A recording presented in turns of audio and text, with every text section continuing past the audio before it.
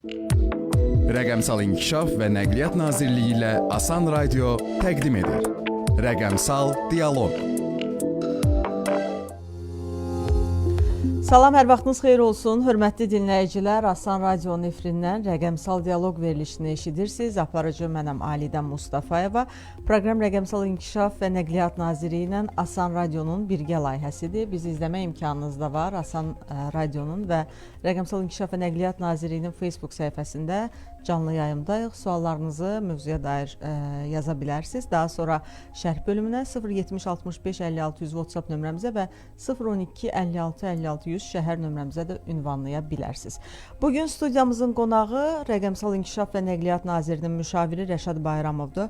Rəşad müəllim, salamlayıram, xoş gəlmisiniz. Təşəkkür edirəm Alidə xanım. Çox sağ olun.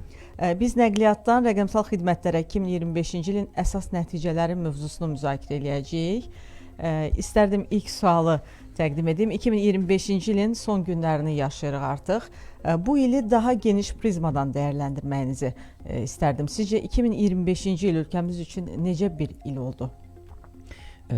Təşəkkür edirəm. Əlbəttə ki, 25-ci il ölkəmiz üçün uğurlu bir il oldu, əlamətdar il oldu. Yəqin ki, ilk növbədə onu qeyd etmək lazımdır ki, biz torpaqlarımızın işğaldan azad olunmasının qələbəsinin, zəfərinin 5-ci il dönümünü qeyd etdik və elə bu il bizim düşünürəm ki, müasir tariximizdə çox əlamətdar bir hadisə baş verdi. Azərbaycan Respublikasının prezidenti, ABŞ prezidenti və Ermənistanın baş nazirinin iştirakı ilə Vaşinqtonda tarixi bir görüş keçirildi və o görüşün nəticəsində birgə bəyannamə qəbul olundu. Bu da həm Azərbaycanda, həm Ermənistanda, həm də regionda uzun müddətli sülhə, uzun müddətli əməkdaşlığa yeni imkanlar yaratdı. Bu bəyannamənin çərçivəsində TRIP marşrutu adlı bir layihə də yaradıldı.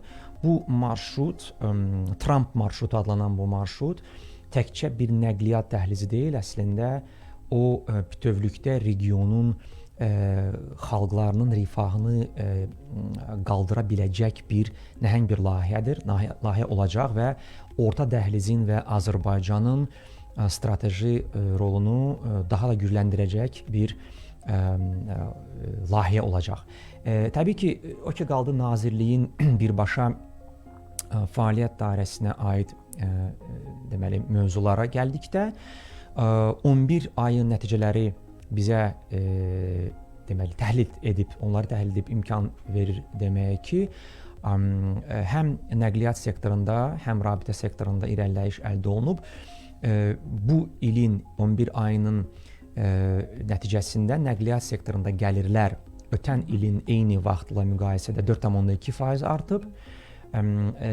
İnformasiya və rabitə sektorunda isə həmin göstərici 8,6% ötən illə müqayisədə artım göstərir. Yəni hər iki rəqəm yeri gəlmişkən son bir neçə ilin təmayülünü təkrar edir. Yəni son bir neçə il biz bu cür artımları müşahidə edirik və hesab edirəm ki, bu da əlbəttə ki, kompleks layihələrin, böyük işlərin sayəsində mümkün olan bir rəqəm olub. Aydındır. Orta dəhlizdən söz düşmüşkən 2025-ci ildə daşımalar üzrə bəs nəticələr necədir? Daşımalardan danışsaq. Yenə də əgər biz 11 aya nəzər salsaq, görəcəyik ki, burada da artım müşahidə olunur. 25-ci ilin 11 ayında orta dəhliz üzrə 4,3 milyon ton yük daşınıb. Bu da ötən ilin müvafiq dövrü ilə müqayisədə 10% artım deməkdir. Eyni zamanda başqa bir rəqəmdə qeyd etmək istəyirəm. Çindən Azərbaycana və Azərbaycandan keçən blok qatarlar, bu da çox vacib bir layihədir. Burada da həmin blok qatarların sayı artıq 350-ni ötüb. Bu da ötən illə müqayisədə 34% artım deməkdir. Bunların da 220-dən çoxu Azərbaycana idxal olunan yüklərdir. 129-130-a yaxın blok qatar isə tranzit rejimində hərəkət edən qatarlardır.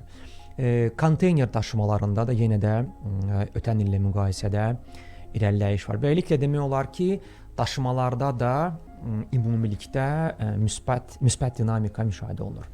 Aydındır. 2 həftə əvvəl dövlət başçısı idxal, ixrac, tranzit, nəqliyyat və logistika sahəsində rəqəmsallaşdırmaya dair əlavə tədbirləri əhatə edən fərman imzaladı. Bu fərmandan sonra nəqliyyat və logistika sistemində hansı real dəyişikliklər gözlənilir? Rəqəmsallaşma Azərbaycan üçün artıq bir seçim deyil, bu bir zərurətdir. Rəqəmsallaşma sahəsində ümumiyyətlə müasir həm biznesdə, həm dövlət idarəçiliyində rəqabətə dözümlü bir fəaliyyət, bir xidmət göstərmək üçün sürət, şəffaflıq, dataya əsaslanan qərarların verilməsi çox vacibdir. Və dövlət başçısının imzaladığı fərman da bu sahədə sistemli yanaşma nümayiş etdirməyə imkan yaradıb. Və həmin sənədin çərçivəsində rəqəmsal logistika platforması yaradılır. Bu platforma idxal, ixrac və tranzit əməliyyatlarını vahid elektron pəncərə vasitəsilə icra etməyə köməklik göstərəcək və sahibkarlara həm deməli əlavə müraciətlər etmədən, yeni sənədlər axtarmadan işlərini düzgün, daha sürətli icra etməyə kömək edəcək. Həmin platformanın ilk modulu ticarət bələdçisi modulu artıq işləkdir, fəaliyyətdədir və həmin modulun köməyi ilə sahibkarlar bu gün istənilən idxal ya ixrac ya tranzit əməliyyatı üçün, istənilən növ məhsul üçün tələb olunan sənədləri, rüsumları və icra mərhələlərini addım-addım görə bilərlər. Və təbii ki, gələcəkdə, yəni növbəti il ərzində biz həmin rəqəmsal logistika platforması çərçivəsində digər modullarında işə salınmasını müşahidə edəcəyik. Aydındır. Rəşad müəllim, ictimai nəqliyyat hər birimizin həyatının belə deyək ayrılmaz hissəsidir. Ya özümüz, ya ailə üzvlərimiz ictimai nəqliyyatdan istifadə edirik. Bəs 2025-ci il ərzində ictimai nəqliyyat sahəsində bu sahəyə yaxın hansı yeniliklər baş verdi? Düz deyilsiz, ictimai nəqliyyatda əsas məqsəd, dövlətin də əsas məqsədi daha rahat, əlçatan, müasir bir sistem yaratmaqdır. Və məncə bu il bu sistemdə, bu istiqamətdə biz kifayət qədər gözə çarpan irəliləyiş əldə etdik. İlk növbədə qeyd etmək istəyirəm ki, Azərbaycanda, ölkədə, həm Bakıda, həm bizim digər regionlarımızda 600-dən çox yeni, müasir avtobus xəttə buraxıldı. Bu nəticəsində həm Bakıda, həm regionlarda ictimai nəqliyyatın əlçatanlığı artdı. Daha müasir avtobuslar, köhnə avtobusları əvəzlədi və ekoloji baxımdan daha müasir nəqliyyat növləri istifadəyə verildi. Eyni zamanda bir əlamətdar hadisə də baş verdi. İlk dəfə Azərbaycanda istehsal olunan elektrik avtobusu da Azərbaycanda xəttə buraxıldı. Digər yenilik son deyəsən bir ay bundan qabaq təxminən baş vermiş bir yenilik. İlk dəfə Azərbaycanda, müasir Azərbaycanda qadın avtobus sürücüləri 2 xanım işə başladı və hesab edirəm ki, bu da öz-özlüyündə müəyyən stereotiplərin cəmiyyətdə qırılmasına və tarixən kişi işi hesab edilən fəaliyyətdə qadınların da cəlb olunmasının, təşviq olunmasına bir köməklik göstərdi. Və yer gəlmişkən həmin xanımlar bizim bəy sürücülər kimi də eyni təlimdən, sınaqlardan, imtahanlardan keçmiş peşəkarlar da biz əlbəttə ki, onlara öz fəaliyyətində, öz işində uğurlar arzu edirik. Regionlara baxdıqda mən Gəncəni qeyd etmək istəyirəm. Şəhərdə bütövlükdə marşrut şəbəkəsi yeniləndi, yenidən quruldu və cəmi bir ay ərzində 1 milyon deməli Gəncə sakini sərnişin olaraq daşındı. Rəqəmsallaşmada da Aynamaz elektron sistemi istifadəyə verildi. CityCard, NFC və mobil deməli ödəniş imkanları genişləndirildi. Metroda ilk dəfə tarixdə pik saatlarda interval 1 dəqiqə 45 saniyədək endirildi və xəttlərin ayrılması layihəsinə start verildi. Hesab edirəm ki, bu bir neçə misalla biz görə bilərik ki, ictimai nəqliyyatda Azərbaycanda bu 25-ci ildə bir çox vacib vətəndaşlar üçün xeyirli hadisə və fəaliyyət baş verdi. Bəzən amma qeyd edirlər ki, marşrutlarda avtobuslar köhnədir. Buna bəs nə deyərdiniz? Bəli, əlbəttə ki, bütövlükdə Azərbaycan hökumətinin məqsədi həm Bakıda, həm bütün regionlarımızda tədricən ictimai nəqliyyatda istifadə olunan köhnə avtobusları əvəzləmək və onların yerinə müasir elektrik və ya daha ekoloji cəhətdən təmiz çalışan avtobusları təmin etməkdir, onları əvəzləməkdir. Artıq bu il 600 yeni avtobusun Bakıda və Azərbaycanın regionlarında istifadə verilməsi sübutdur ki, hökumət kifayət qədər sərmayə və resurs buna sərf edir və növbəti illərdə məqsəd bu prosesi davam etdirməkdir və bütövlükdə dediyim kimi həm Bakıda, həm Azərbaycanda, bütövlükdə yəni Azərbaycanın bütün regionlarında tədricən növbəti illərdə bütün marşrutlarda yeni müasir nəqliyyat vasitələrini təmin etməkdir. Aydındır. Təşəkkür edirəm Rəşad bəy. Hörmətli dinləyicilər, xatırladım ki, Asan Radio nefrindən rəqəmsal dialoq verilişini eşidirsiniz. Aparıcı mənəm Alidə Mustafayeva, qonağımız Rəqəmsal İnkişaf və Nəqliyyat Nazirinin müşaviri Rəşad Bayramovdur. Biz nəqliyyatdan rəqəmsal xidmətlərə 2025-ci ilin əsas nəticələri mövzusunu müzakirə edirik. Qısa fasiləyə ayrılırıq.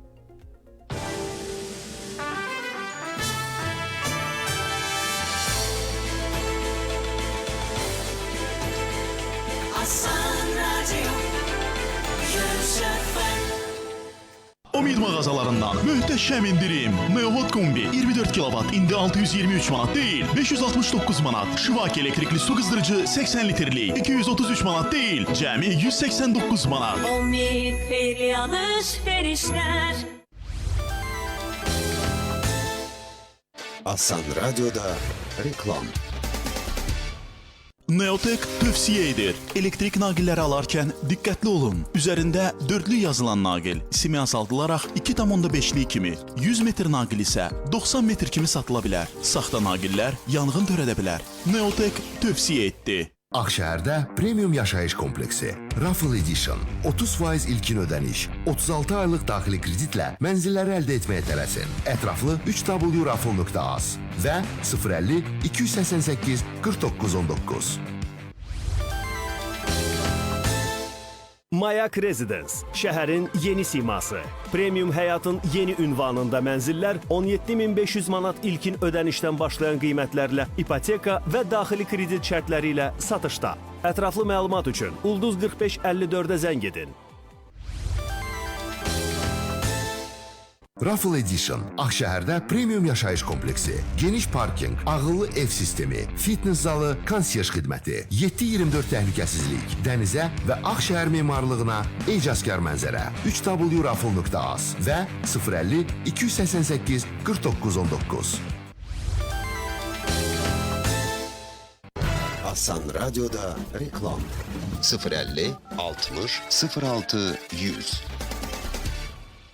Bravo'da möhtəşəm yeni fürsətlərini qaçırmayın. 7 yanvar tarixinədək 1 kiloqram Krasna Oktyabr Alenka şokolad çeşidləri 16 manat 99 qəpik. 225 qramlıq Azərçay buket qaraçay 5 manat 89 qəpik. Keyfiyyətli məhsullar üçün. Bravo! Doğru seçim.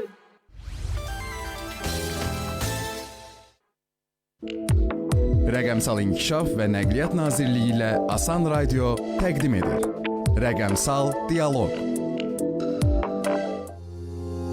Yeni qoşulan dinləyicilərimizi də salamlayıram. Asan Radio nefrindən rəqəmsal dialoq verilişini eşidirsiniz. Aparıcı mənəm Alidə Mustafayeva, qonağımızsa Rəqəmsal İnkişaf və Nəqliyyat Nazirinin müşaviri Rəşad Bayramovdur. Biz nəqliyyatdan rəqəmsal xidmətlərə 2025-ci ilin əsas nəticələri mövzusunu müzakirə edirik. Rəşad müəllim, paytaxtda velosiped və skuterlərin istifadəsi son vaxtlar artır. Bəs bu istiqamətdə hansı işlər görülüb və bundan sonra hansı addımlar atılacaq? Bəli, Bakı şəhərində mikromobillik infrastrukturu doğrudan da mərhələli şəkildə genişləndirilir və rəqəmlərə nəzər salsaq, hazırda 43 küçə və prospektdə təxminən 47 kilometr uzunluğunda mikromobillik zolaqları təşkil edilib.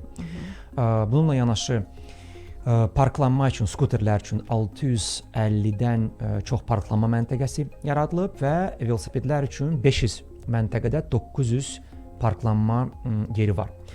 Əlbəttə bu proses də tədricən 26-cı ildə də davam etdiriləcək. Ümumiyyətlə demək olar ki, son 1 ildə xüsusilə velosiped və skuterlərə maraq artıb.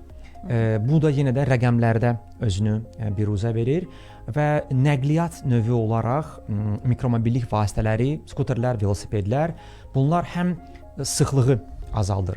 Xüsusilə şəhər mərkəzində həm ekoloji baxımdan daha faydalıdır, həm də mən hesab edirəm ki, insanların da daha aktiv həyat tərzinə köməklik göstərir. Aydın, mən səhv etmirəmsə Rəşad müəllim, mən sizi də skuterla görmüşəm. Bəli, mən İstərdim bununla da bağlı açıqlama verəsiniz. Ara bir skuterlə işə gedirəm və işdən evə qayıdıram. Onun da səbəbi çox sadədir. Şəhər mərkəzində xüsusilə pik saatlarda fərdi avtomobillə gediş bir qədər çətinləşir və mən tıxacda qalmaq istəmədiyimə görə bəzən həm işdən evə, həm də evdən işə skuterlə hərəkət edirəm.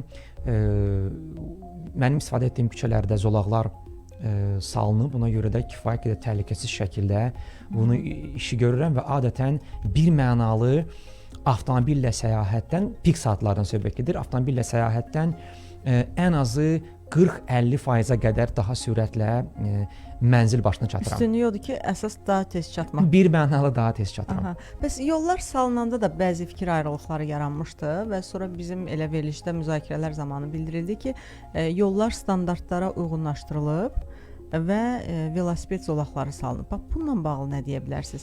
Yəni o velosiped zolağından onsuz da heç kəs istifadə etmir kimi fikir bildirənlərə belə deyək. Deməli, birinci bu sonuncu sualınızdan başlayaq. Velosipeddən heç kəs istifadə etmir. Başa düşürəm ki, ola bilsin ki, günün müxtəlif vaxtlarında siz velosiped zolaqlarında sıxlıq görməyəcəksiniz. Amma biz bir rəqəmə baxa bilərik ki, noyabr ayı ərzində Bakı şəhərində yalnız bir ay ərzində 11.000 səyahət qeydiyyata alınıb. Bu da o deməkdir ki, 11.000 dəfə insanlar velosiped və ya skuterlə bir nöqtədən digər nöqtəyə səyahət ediblər. Bu isə fərdi skuter və velosipedləri nəzərə almır. Ona görə hesab edirəm ki, bu dinamika arta-arta gedir və düşünürəm ki, sağlam və müasir həyat tərzinə çevrilmiş skuter və velosipedlərin istifadə daha da artacaq. O ki qaldı zolaqların həcminə, düz deyirsiniz. Əslində əksər küçələrdə, Bakıda velosiped zolaqlarının salınmasına baxmayaraq maşın üçün, avtomobil üçün olan zolaqların sayı azaldılmayıb. Sadəcə olaraq onlar köhnə standartlardan müasir standartlara gətirilib və bir qədər darlaşdırılıb. Amma nəticə etibarilə əksər küçələrdə və prospektlərdə zolaqların sayı, avtomobil zolaqların sayı azalmayıb. Əslində elə görünən də odur ki, əvvəl məsələn 2 zolaq var idisə, 2 zolaq olaraq qalır, yerində əlavə velosiped zolağı da salınıb. Təşəkkür edirəm. Hörmətli dinləyicilər, xatırladım ki, Asan Radionun efirindən rəqəmsal dialoq verilişini dinləyirsiniz. Verilişimizin qonağı Rəqəmsal İnkişaf və Nəqliyyat Nazirinin müşaviri Rəşad Bayramovdur. Qısa fasiləyə ayrılırıq.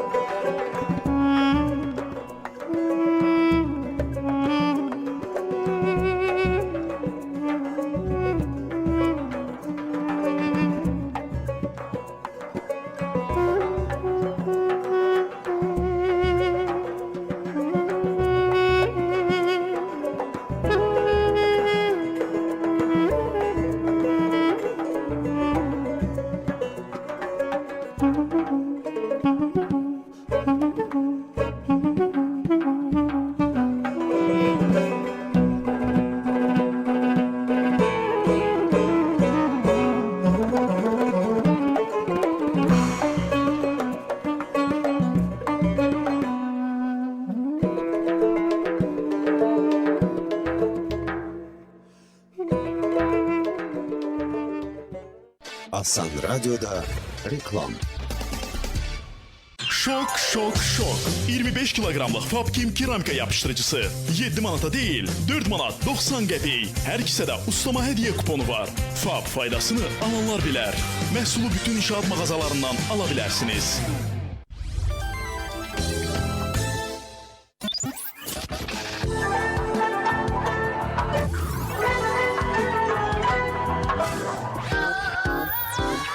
Asan Radyo. Operativ, dəqiq, faydalı. Rəqəmsal İnkişaf və Nəqliyyat Nazirliyi ilə Asan Radio təqdim edir. Rəqəmsal Dialoq. Yeni qoşulan dinləyicilərimizi də salamlayıram. Asan Radionun efirindən Rəqəmsal Dialoq verilişini eşidirsiniz. Aparıcı mənəm Alidə Mustafayeva. Qonağımız Rəqəmsal İnkişaf və Nəqliyyat Nazirliyinin müşaviri Rəşad Bayramovdur.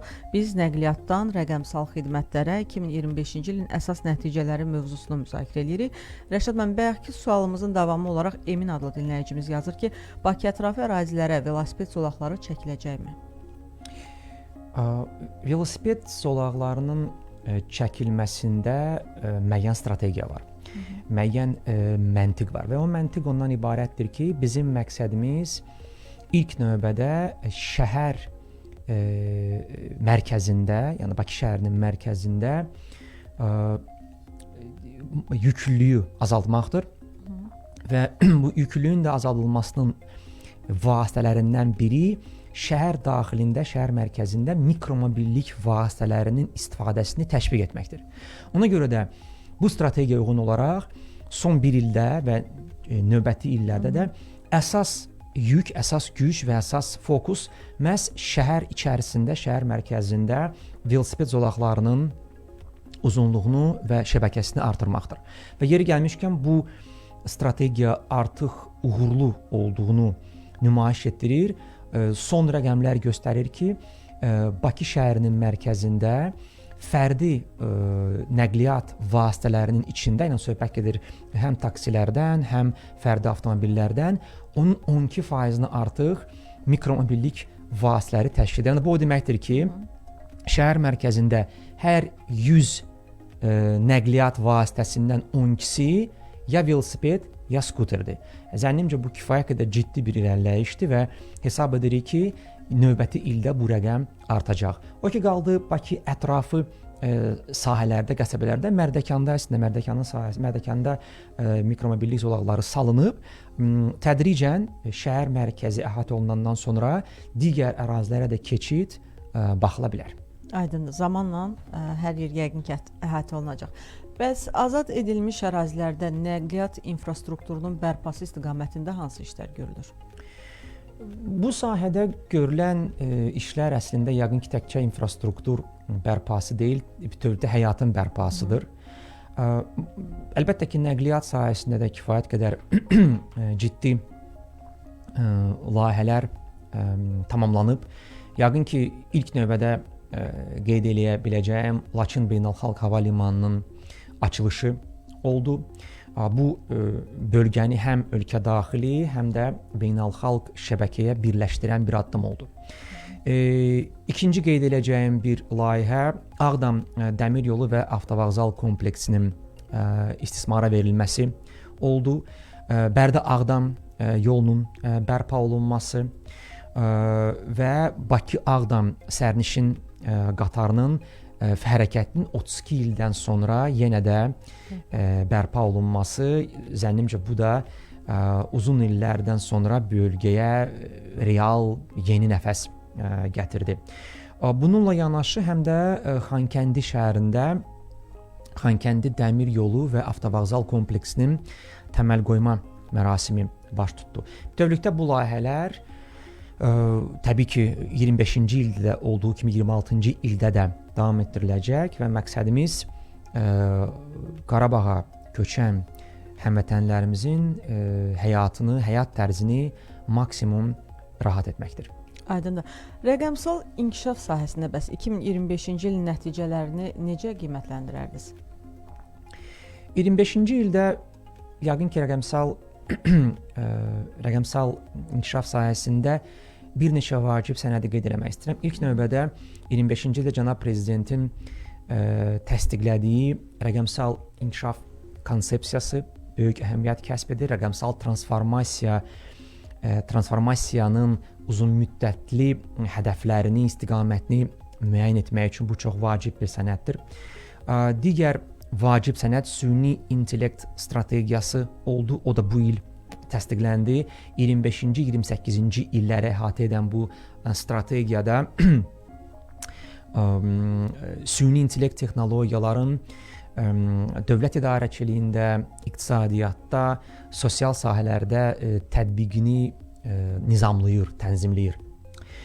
Ən böyük nailiyyətlərdən biri də yəqin ki, vətəndaşların birmənalı hiss etdiyi bir nailiyyətdə onlayn Azərbaycan layihəsinin tamamlanması oldu. Bu da o deməkdir ki, hal-hazırda Azərbaycanda coğrafi baxımdan demək olar ki, elə bir güşə, elə bir region yoxdur ki, orada geniş solaqlı, yüksək sürətli, keyfiyyətli, müasir internetə çıxış təmin olunmasın. Bu da əslində tək Azərbaycan üçün yox, tək region üçün yox. Mən deyərdim ki, dünyada olan bütün digər ölkələr üçün də örnək ola bilən bir layihədir. Yer gəlmişkən bu təkcə mənim şəxsi bir fikrim deyil. Elə bu il Azərbaycanda keçirilən Ümumdünya Telekommunikasiyanın İnkişafı konfransında qeyd olundu ki, Onlayn Azərbaycan nadir layihələr sırasındadır ki, onun sayəsində bütün ölkənin ərazisi, coğrafi tərəfdən bütün ölkənin ərazisi geniş solaqlı, keyfiyyətli internetə çıxışla təmin olunur və hal-hazırda dünyanın bir çox ölkələrində bu hələ də problem olaraq qalır. Bəli, bütün mis xəttlər fibr optik xəttlərlə əvəzləndi və geniş solaqlı xidmətlər təqdim olundu. Rəşad müəllim, WTDC 2025 çox böyük və nüfuzlu bir tədbirdir. Sizcə bu konfrans dünyada rəqəmsal inkişaf prosesinə nə kimi töhfə verir və Azərbaycan üçün hansı dividendləri qazandıracaq, gətirəcək? Əslində mən məhz bu konfransı qeyd etdim sizin əvvəlki sualınızın çərçivəsində. Çox əlamətdar bir konfrans oldu. Yəni bir neçə məqamı qeyd edeyim. Əvvəla bu konfrans hər il yox, 4 ildə bir dəfə keçirilir. Artıq bu özü göstərir ki, bu kifayət qədər uzun müddətə hesablanan və uzun müddətli strategiyalar və xəritələri müzakirə edən bir qlobal toplantıdır, qlobal konqresdir. Azərbaycanda bu tədbirin keçirilməsi əlbəttə ki, ölkəmizə beynəlxalq müstəvidə telekommunikasiya sahəsində göstərilən etimadın bariz nümunəsidir. Bu da ona görə mümkün olmuşdur ki, Azərbaycan Beynəlxalq Telekommunikasiya İttifaqının, hansı ki həmin bu ittifaq məhz bu tədbirin təşkilatçısıdır, həmin ittifaqın 30 ildən çox fəal üzvüdür və fəal üzv olaraq biz Beynəlxalq Telekommunikasiya İttifaqının müxtəlif şuralarında təmsil olunmuşuq, müxtəlif tədbirlərində aktiv iştirak edirik, fəaliyyətlərinə imza atırıq və beləliklə illərlə damla-damla, addım-addım o etimadı qazanmışıq. Azərbaycan MDB məkanında, ümumiyyətlə regionda ilk ölkədir ki, bu mötəbər tədbirə ev sahibliyi etdi və əlbəttə ki, özü-özlüyündə bu artıq bir əlamətdar hadisədir. Digər rekord ondan ibarətdir ki, son bir neçə konfransla müqayisədə Azərbaycan həm iştirakçı sayı baxımından 2500-dən çox adam həmin tədbirə qatılmışdır və yüksək səviyyəli nümayəndələrin də iştirakından 190-a yaxın nazir müavini və dövlət agentliklərin rəhbəri bu tədbirdə iştirak etmişdi. Bütün bu nəticələrə görə demək olar ki, Azərbaycandakı konfrans çox mötəbər bir tədbir oldu. Eyni zamanda konfrans çərçivəsində nəticəsi olaraq Azərbaycanda Bakı fəaliyyət planı qəbul edildi. Bu da 26-cı, 29-cu illər üçün bir növ yol xəritəsidir. Həmin yol xəritəsinin məqsədi ondan ibarətdir ki, internet və rəqəmsal xidmətlər dünyada hamı üçün əlçatan olsun, xüsusilə ucqar regionlarda, bölgələrdə, bütün dünyada yaşayan əhali üçün internet daha əlçatan olsun. Hesab edirəm ki, məhz bu xəritənin Bakı fəaliyyət planı adını qəbul etməsi özü də Azərbaycanın bu sahədə, yəni ki, internetin əlçatanlığında tək ölkəmizdə yox, dünya səviyyəsində bir rol oynamağına bir dəlalət edən bir faktor. Aydındır. Azərbaycan nəqliyyat və poçt sahəsində də beynəlxalq qurumlarda fəal, aktiv görünür, belə deyək. Bu aktivlik ölkəmiz üçün gələcəkdə nə vəd edir? Bəli, əslində bu da deyərdim ki, ötən, yəni keçidisinin indicə verdiyiniz sualın bir növ məntiqi ardıcıllığıdır. Çünki WTDC konfransı nümayiş etdirdi ki, Azərbaycana etimad böyükdür. Eyni zamanda bu tək rəqəmsallaşma və internet sahəsini əhatə etmir. Əslində nəqliyyat sahəsində də oxşar trend, təmayül görünür. Bu il biz Beynəlxalq Nəqliyyat Forumu samitinə prezidentliyi qəbul etdik. Bu missiyanı ilk dəfə yerinə yetiririk və oktyabr ayında summit çərçivəsində, forum çərçivəsində bir sıra tədbirlər, eyni zamanda şuranın da iclasını biz Bakıda keçirdik və vacib qərarların qəbul olunmasında müəyyən söz sahibi oldu. Bu da doğrudan əlamətdar bir hadisədir, çünki Beynəlxalq Nəqliyyat Forumu çox məətəbər bir qurumdur nəqliyyat sahəsində. Vacib qərarlar orada qəbul olunur və artıq Azərbaycan orada sadəcə sıravi bir üzv deyil, söz sahibidir. Bu da yalnız ona görə mümkün olmuşdur ki, illərdir ki, Azərbaycan həmin beynəlxalq təşkilatda aktiv üzvdür, aktiv iştirakçıdır və bütün vacib layihələrdə iştirak edir.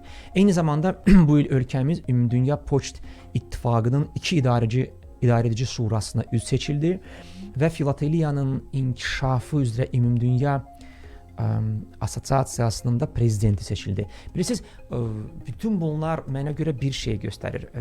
Çünki ola bilər dinləyicilər düşünsün ki, hansısa qurumda rəhbər olmaq Azərbaycan üçün niyə vacibdir?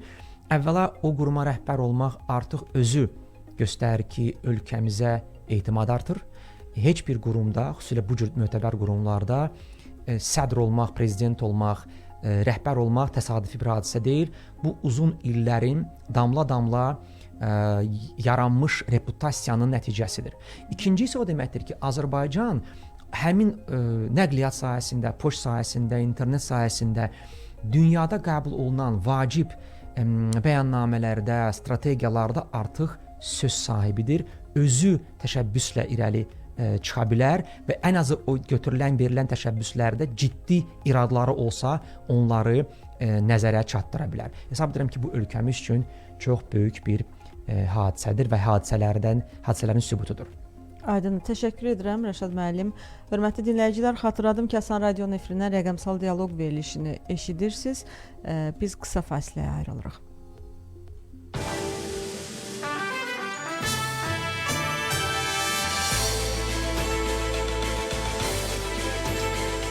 Asan Radio 100 FM. Omid mağazalarından möhtəşəm indirim. Neohot yağ radiatoru 11 dilimli. İndi 117 manat deyil, 97 manat. Neohot qızdırıcı 63 manat 70 qəpik deyil, cəmi 55 manat. Omid xeyirli alış-verişlər. Asan Radio'da reklam. Neotek tövsiyə edir. Elektrik naqilləri alarkən diqqətli olun. Üzərində 2,5-də yazılan naqil simi azaldılaraq 1,5-lik kimi, 100 metr naqil isə 90 metr kimi satıla bilər. Saxta naqillər yanğın törədə bilər. Neotek tövsiyə etdi. Raffle Group'un Sibrizdə inşa etdiyi dünyaca məşhur olan Swiss oteldə əla investisiya fürsəti. Oteldə yerləşən mənzilləri 20% ilkin ödəniş, 36 aylıq daxili kreditlə əldə etməyə tələsin. Telefon 050 270 49 19. Tələsin. Komissiyasız kredit var. 30 dekabr tarixinədək Bankov Bakudan 50.000 manatadək nağd pul kreditini 0% komissiya ilə, yəni komissiyasız əldə edin. Daha ətraflı 145. Bank of Baku. Bankov Baku 18 fevral 2005-ci il tarixli 247 nömrəli lisenziya ilə fəaliyyət göstərir. 25 illik yubiley ərəfəsində Matanat A keramika yapışdırıcısı artıq hibrid texnologiyasında istehsal olunur. Nanotexnologiyası ilə zəngin polimerləşdirmənin birgə gücündən yaranan Matanat A hibrid keramika yapışdırıcısı yüksək möhkəmlik, güclü yapışqanlıq və istifadə rahatlığı deməkdir. Tiksotropikdir. Şaquli səthlərdə sürüşmə ehtimalı yoxdur. İstehsal prosesində zəngin polimerləşdirmə və nano zərrəciklərin əsas xammala absorpsiya olunması hibrid texnologiyasını şərtləndirir. Matanat A hibrid keramika yapışdırıcısı. İki gücün birləşməsi. Qış macəralarına hazırsınızmı? Lexus sizə möhtəşəm fürsət təqdim edir. Mühərrik yağı, yağ filtri, ön şüşə təmizləyici maye, şüşə silənlər, salon hava filtri, əyləc bəndləri, əyləc diskləri, rezin ayaqaltılar, yük bölməsi örtüyü, xizək daşıyıcı, dam üçün yük qutusu və külək önləyici. Bütün bu orijinal ehtiyat hissələri və aksesuarlarında 25% endirim, akkumulyatorlarda isə 15% endirimdən yararlanın. Sizin təhlükəsizliyiniz bizim prioritetimizdir. Kampaniya 31 dekabrada keçərlidir. Yalnız Lexus Bakı mərkəzində. Karovuşka ilə Ukrayna təbiətinin sehrini süfrələrinizə gətirdik. Əvəz olunmaz dadda təbii kərə yağı hər anınıza dad qatacaq. Karovuşkanı dadmağa tələsən. Mayak Residence, şəhərin yeni siması. Premium həyatın yeni ünvanında mənzillər 17.500 manat ilkin ödənişdən başlayan qiymətlərlə ipoteka və daxili kredit şərtləri ilə satışda. Ətraflı məlumat üçün Ulduz 4554-ə zəng edin. Asan Radyo'da reklam 050 60 06 100. 7 yanvar tarixinədək Bravo'da super qiymətlər sizi gözləyir. 2 kiloqramlıq Tamaşemiyat basmati düyü 7 manat 79 qəpik. 2 litrlik qırlangıc qarğıdalı yağı 11 manat 49 qəpik. Keyfiyyətli məhsullar üçün Bravo. Doğru seçim.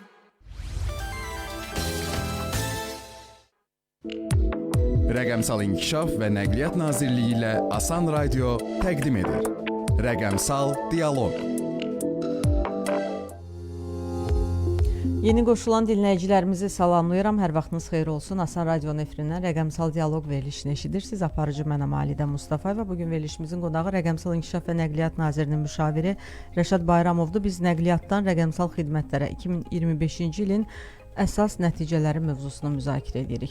Rəşad müəllim, biz beynəlxalq qurumlardakı fəaliyyətdən danışdıq, indi isə qayıdaq ölkə daxilinə. Rəqəmsal məhsulların istifadəsi, bugün istifadə nə yerdədir, artım varmı əvvəlki vaxtlarla müqayisədə və hansı sistemlər daha çox ön plana çıxır?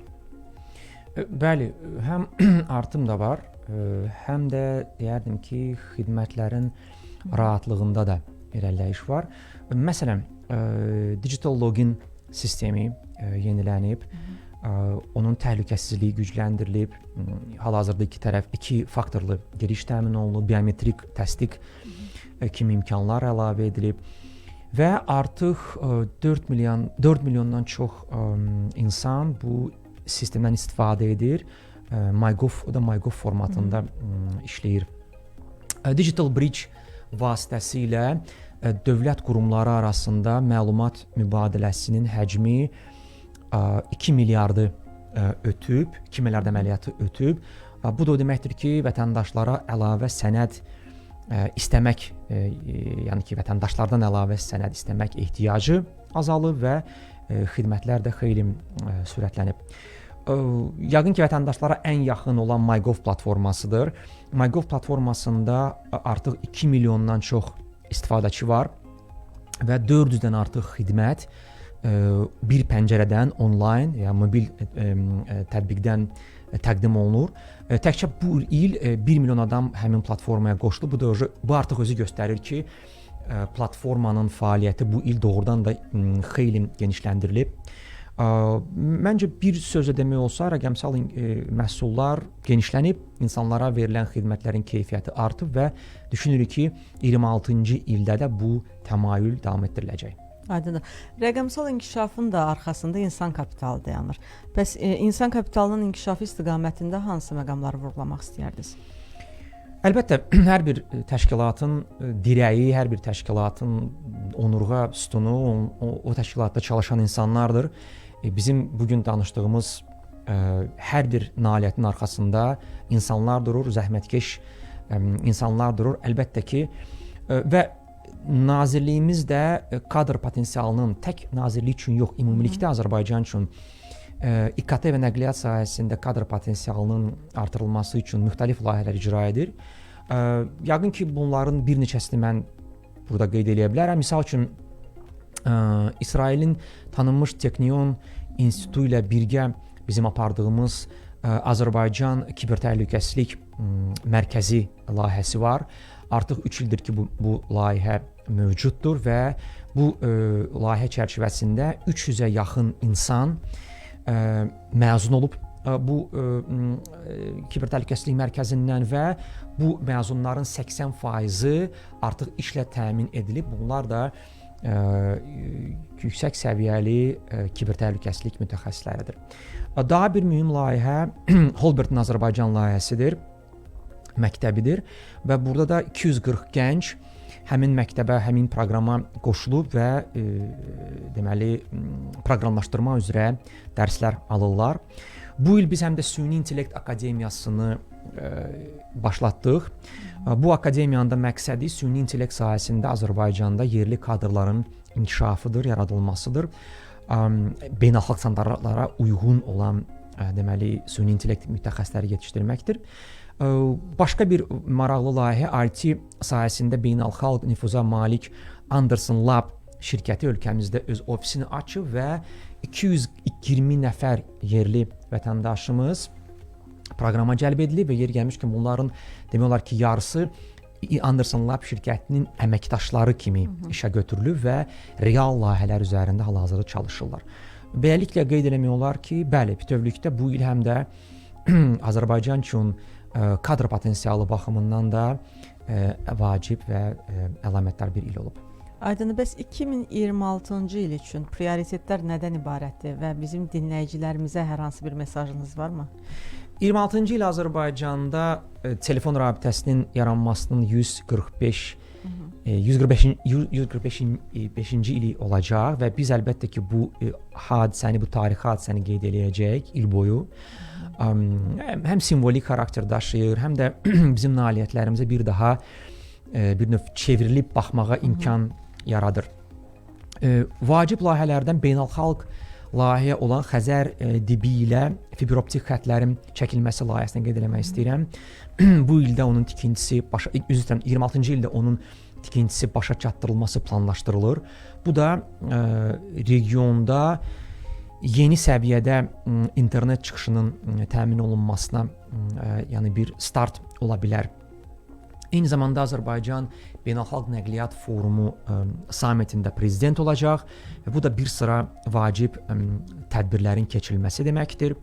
Təbii ki, böyük qayıdış proqramı da davam etdiriləcək və bu proqram çərçivəsində də biz Azərbaycan vətəndaşlarımızın Qarabağa qayıdışını təmin etməkdə öz payımıza düşən işləri icra edəcəyik.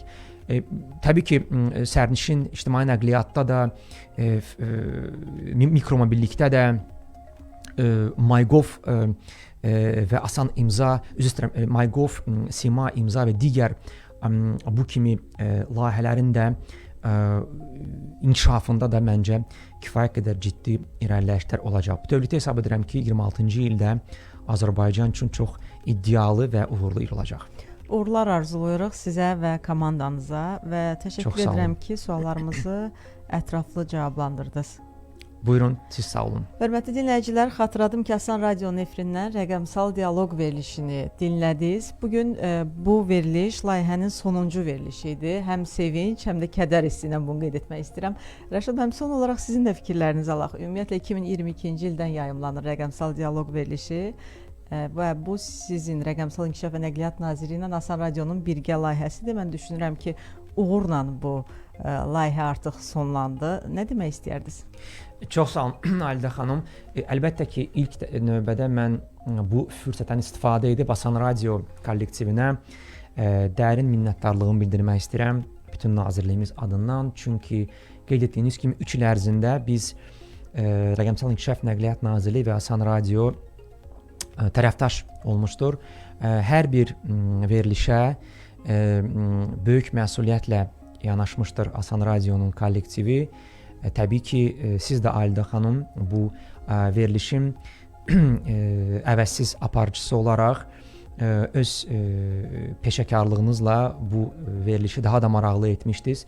Eyni zamanda nazirliyimizin və müxtəlif qurumların, müxtəlif agentliklərimizin nümayəndələri, rəhbərləri, əməkdaşları bu görüşlərə, bu verilişlərə qonaq qismində çağırılaraq öz fəaliyyəti haqqında vətəndaşlarımıza ətraflı məlumat vermə imkanı qazanıblar və hesab edirəm ki, nəticə etibarilə biz ümumilikdə öz fəaliyyətimiz haqqında geniş kütlələri, cəmiyyətimizi, vətəndaşlarımızı maarifləndirə bilmişik. Bu da hər zaman yaxşı və müsbət bir haldır. Gələcəkdə hesab edirəm ki, bizim Asan Radioyla perspektivdə digər layihələri müzakirə etmə imkanımız olacaq və inşallah qismət olsa yeni müstəvidə, yeni səpkidə başqa birgə layihələrə imza atacaq. Təşəkkür edirəm Rəşad müəllim. Hörmətli dinləyicilər, mən də təşəkkür etmək istəyirəm Rəqəmsal İnkişaf və Nəqliyyat Nazirliyi və Asan Radio komandasına ki, bu cür belə deyək, maraqlı dinləyiciləri maraqlandıran sualların cavabı tapılan verilişdə məhz məni aparıcı kimi gördülər və mən də yeni layihələrdə eşidilmə ümidi ilə deyib sizlə sağollaşıram. Sağ olun, salamat qalın. Rəqəmsal İnkişaf və Nəqliyyat Nazirliyi ilə Asan Radio təqdim etdi. Rəqəmsal Dialoq.